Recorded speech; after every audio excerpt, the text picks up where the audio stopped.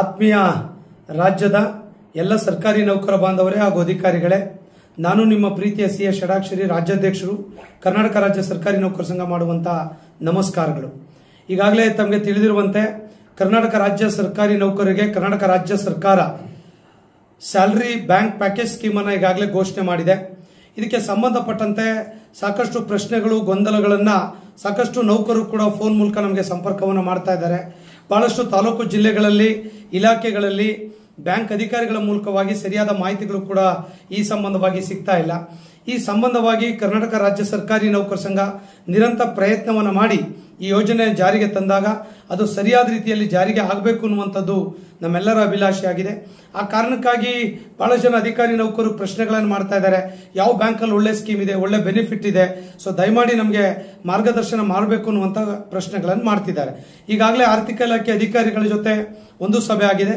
ಇದೇ ತಿಂಗಳು 15ನೇ ತಾರೀಕು ಕೂಡ ಮತ್ತೊಂದು ಸುತ್ತಿನ ಸಭೆಯನ್ನ ಆರ್ಥಿಕ ಇಲಾಖೆ ಅಧಿಕಾರಿಗಳು ಮತ್ತೆ ಹಲವಾರು ರಾಷ್ಟ್ರೀಯ ಬ್ಯಾಂಕ್ಗಳ ಮುಖ್ಯಸ್ಥರೊಂದಿಗೆ ಸಭೆಗಳನ್ನ ಸಂಘದ ಮೂಲಕ ಮಾಡ್ತಾ ಇದ್ದೇವೆ. ಆ ಸಭೆಯಲ್ಲಿ ತುಂಬಾ ಚರ್ಚೆಗಳನ್ನ ಮಾಡ್ತಾ ಇದ್ದೇವೆ. ಯಾವ ಬ್ಯಾಂಕ್ ಕಡಿಮೆ ಬಡ್ಡಿ ದರದಲ್ಲಿ housing loan, personal loan, vehicle loan ಅಥವಾ ಓಡಿ ಫೆಸಿಲಿಟೀಸ್ಗಳಿರ್ಬೋದು, ಈ ತರ ಸೌಲಭ್ಯಗಳನ್ನು ಕೊಡ್ತದೆ ಎನ್ನುವಂತ ಒಂದು ಚರ್ಚೆಗಳು ಪ್ರಮುಖವಾಗಿದೆ.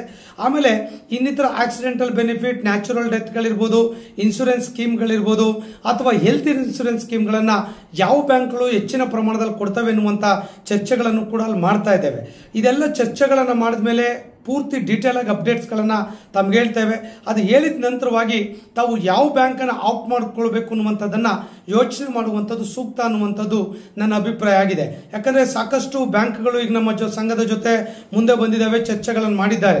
ಸಾಕಷ್ಟು ಬ್ಯಾಂಕ್ಗಳು ಕಾಂಪಿಟೇಟಿವ್ ರೇಟ್ ನಲ್ಲಿ ಸರ್ವಿಸ್ಗಳು, ಫೈನಾನ್ಷಿಯಲ್ ಬೆನಿಫಿಟ್ಗಳು, ಅನೇಕ ಸೌಲಭ್ಯಗಳನ್ನು ಕೂಡ ಕೊಡೋರಿದ್ದಾರೆ. ಹಾಗಾಗಿ ಆ ತೀರ್ಮಾನಗಳನ್ನ ಅತಿ ಶೀಘ್ರದಲ್ಲೇ ಕೂಡ ನಾವು ಹೇಳೋರಿದ್ದೇವೆ.